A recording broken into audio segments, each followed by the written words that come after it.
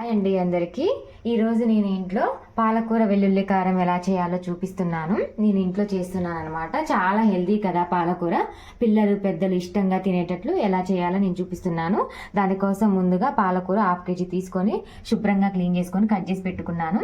తర్వాత ఆనియన్స్, సన్నగా తరిమిన పచ్చిమిర్చి, వెల్లుల్లిని దంచి ఇక్కడ పెట్టుకున్న, కరివేపాకు, జీలకర్ర, ఆవాలు, పసుపు, మసాలా అంటే ధనియా పౌడర్ అండ్ కారం నేను కొంచెమే వేస్తా, ఎందుకంటే పచ్చిమిర్చి వేస్తున్నాను కాబట్టి.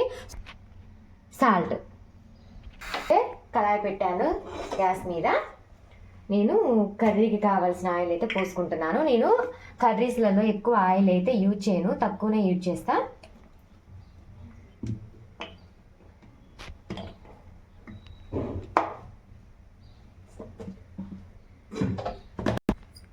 జీలకర్ర, ఆవాలు వేస్తున్నాను, అవి వేగుతాయి.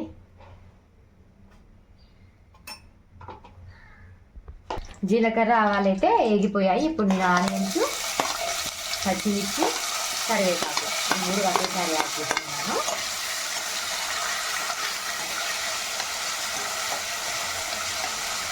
కాసేపు మగ్గ ఇద్దాము.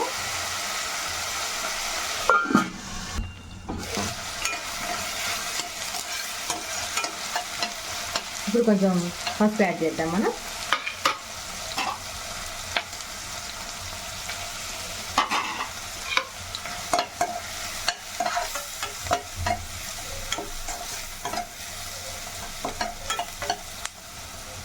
ఆనియన్స్, పచ్చిమిర్చి అయితే మగ్గిపోయాయి.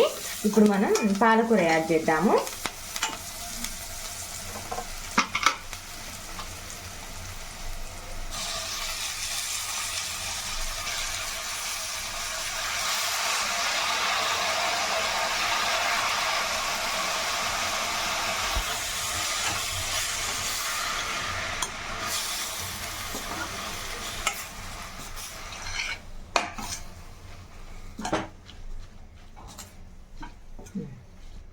కాసేపు మగ్గనిద్దాం పాలకూరని కూడా.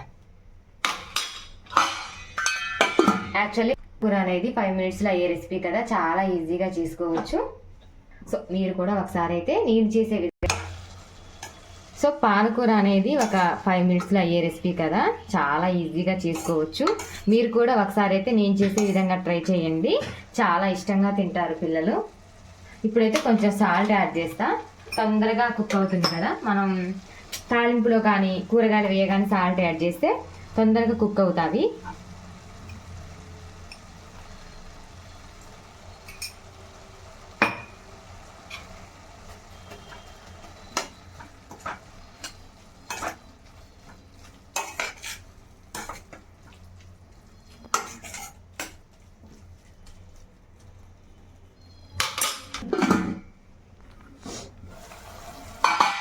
పాలకూరలో అయితే వాటర్ రిలీజ్ అయిపోయాయి.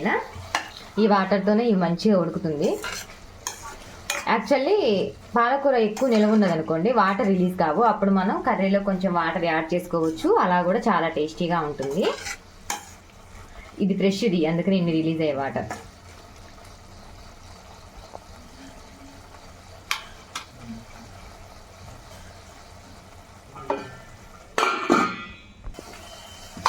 వాటర్లో అయితే మగ్గింది పాలకూర. ఇప్పుడు మనం ఇందులో ఎల్లిపాయలు యాడ్ చేద్దాం.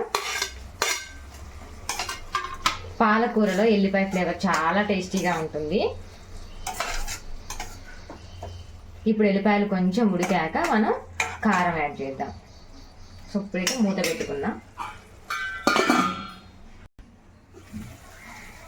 సో ఎల్లిపాయ కూడా కొంచెం ఉడికింది కదా, ఇప్పుడు మనం కారం అయితే యాడ్ చేద్దాం. కారం అయితే నేను కొంచెం వేస్తా పాలకూరలో, ఎందుకంటే ఆల్రెడీ పచ్చిమిర్చి యాడ్ చేసే కదా.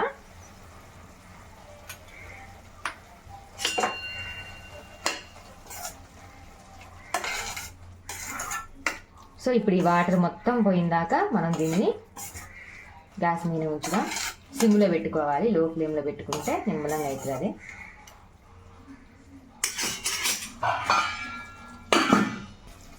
సో మగ్గిపోయింది పాలకూర. ఇప్పుడు మనం ఇందులో ధనియా పౌడర్ యాడ్ చేద్దాం.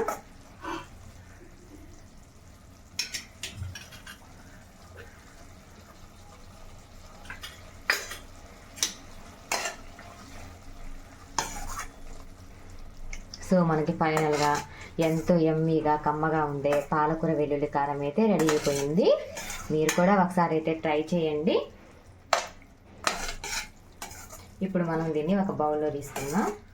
పిల్లలు మా వారు చాలా ఇష్టంగా తింటారు ఈ కర్రీ.